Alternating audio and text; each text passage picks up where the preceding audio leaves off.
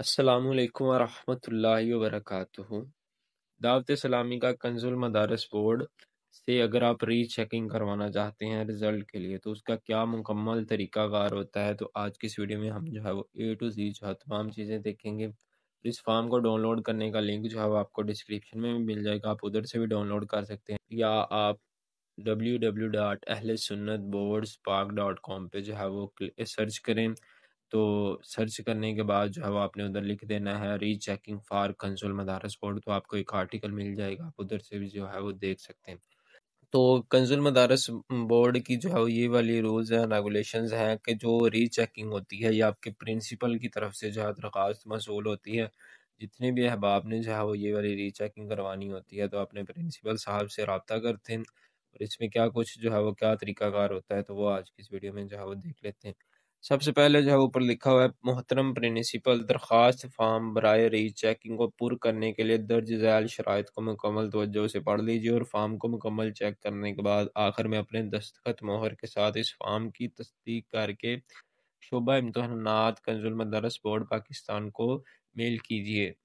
تو اس میں کیا ہے، انہوں نے جو ہے وہ پرنسپل صاحب نے جو ہے سگنیچر اور مہر جو ہے وہ لگانی ہوتی ہے، وہ نیچے جو ہے وہ آپ کو دکھ جائے گی۔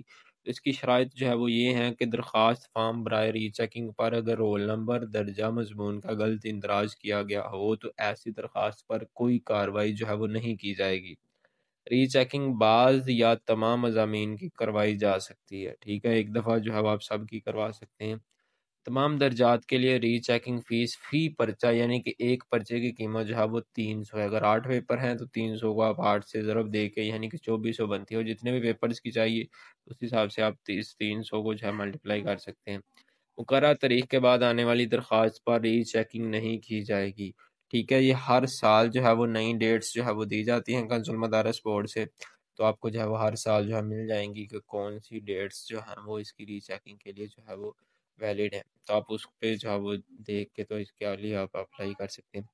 ری چیکنگ سے مراد ری کاؤنٹنگ ہے، نہ کہ پورا پیپر دوبارہ سے چیک کرنا، ٹھیک ہے، یعنی کہ جتنے نمبرز ہیں ان میں جو ہے وہ کاؤنٹنگ ہو جاتی ہے، دوبارہ گنتی ہو جاتی ہے۔ دوبارہ سے یہ مطلب نہیں ہوتا کہ دوبارہ سے وہ ری چیکنگ کرتے ہیں۔ ہاں، اگر جوابی کاپی پر کوئی سوال چیک ہونے سے رہ گیا تو نشاندہی ہونے پر اس کی چیکنگ کروائی جائے گی، ٹھیک ہے، اس طرح ہو سکتا ہے۔ ری چیکنگ میں بھی رعایتی نمبر دینے کے وہی یعنی کہ گریس مارکس دینے کے وہی اصول و ضوابط ہیں جو سالانہ میں ہیں۔ درخواست فارم برائے ری چیکنگ بذریعہ میل ارسال کریں، یعنی کہ پوسٹ آفس یا ٹی سی ایس سے جو آپ کر سکتے ہیں۔ اس میں جو ہے ادھر لکھنا ہوتا ہے نام ادارہ، ٹھیک ہے، جو ادارے کا نام ہوتا ہے، اور امتحانی سینٹر بچوں کا کون سا تھا وہ آپ نے لکھنا ہے، اگر سیم ہے تو سیم لکھ دینا ہے، اگر علیحدہ علیحدہ ہے تو علیحدہ علیحدہ لکھ دینا ہوتا ہے۔ اب اس فارم میں تقریباً جو ہے وہ 17 بچے جو ہے وہ 17 جو ہے وہ آپ درخواستیں جو ہے بچوں کی بھیج سکتے ہیں ایک وقت میں، ٹھیک ہے۔ اگر اس سے زیادہ ہیں تو آپ کو پھر جو ہے وہ 2 فارم لینے پڑیں گے، اور اسی طرح جتنے بچوں کی بھیجنی ہے تو اسی حساب سے یہ والی ہوں گی۔ اس میں اب کیا ہے، نمبر شمار آگے دوسرے جو ہے وہ کالم میں ہوتا ہے نام درجہ، اما اول ہے، اما دوم ہے، حصہ اول ہے، کون سا ہے وہ والا لکھنا ہے، ٹھیک ہے۔ اور اس کے بعد جو ہے وہ رول نمبر، بچے کا رول نمبر جو ہے وہ کیا ہے، ٹھیک ہے، وہ رول نمبر لکھنا ہوتا ہے تیسرے کالم میں۔ چوتھے کالم میں ادا کردہ فیس، یعنی کہ اس بچے نے جو ہے کتنی فیس جو ہے وہ پے کی تھی۔ اس کے بعد جو ہے دستخط امیدوار، ٹھیک ہے، دستخط جو ہے وہ امیدوار کے آپ نے ادھر کرنا ہے، یعنی کہ جو اسٹوڈنٹ ہوگا۔ اب پرچے نمبر جو ہے وہ کتنے کی کروانی پر، اور اسی طرح یہ جو کالمز ہیں آپ ان میں جو ہے وہ یہ والی چیزیں جو ہے وہ آپ دیکھ سکتے ہیں، ٹھیک ہے۔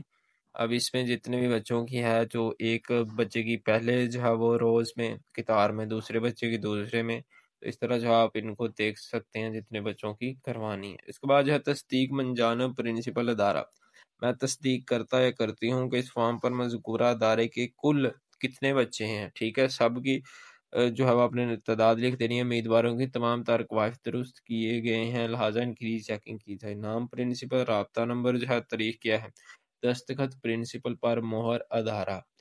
اب جو ہے نا وہ آپ کو ایک سکرین پر جو ہے وہ ایم سی بی کا جو ہے بینک ڈیٹیلز نظر آ رہی ہوگی، تو آپ اس میں بھی جو ہے وہ فیس جو ہے وہ جمع کروا سکتے ہیں، یا وہ پرنسپل کے پاس چلے جائیں، وہ بھی آپ کو گائیڈ کر دیں گے۔ باقی یہ ہے کہ ان کی فیس کا یہی شیڈیول ہوتا ہے کہ آپ جو ہے فیس جو ہے وہ بذریعہ یعنی کہ ڈاک وغیرہ آپ نہیں بھیج سکتے، یعنی کہ اس میں جو پیسے ڈال کے پھر آپ جو ہے وہ ارسال کریں، اس طرح نہیں ہوتا پروسیس۔ تو آپ نے جو ہے وہ اس کے لیے جو ہے MCB بینک کی جو ہے رسید وغیرہ یا پرنسپل کو دے دیں تو وہ سارے بچوں کی جو ہے اکٹھی بھی کر سکتے ہیں. یہ تو جو ہے وہ پرنسپل آپ کو بہتر سے بہتر جو ہے وہ گائیڈ کر سکتے ہیں. تو امید ہے کہ آپ کو اس ویڈیو میں جو ہے کافی کچھ جو ہے وہ سیکھنے کو ملا ہوگا. تو ہمیں یاد رکھیے گا. جزاک اللہ خیرہ.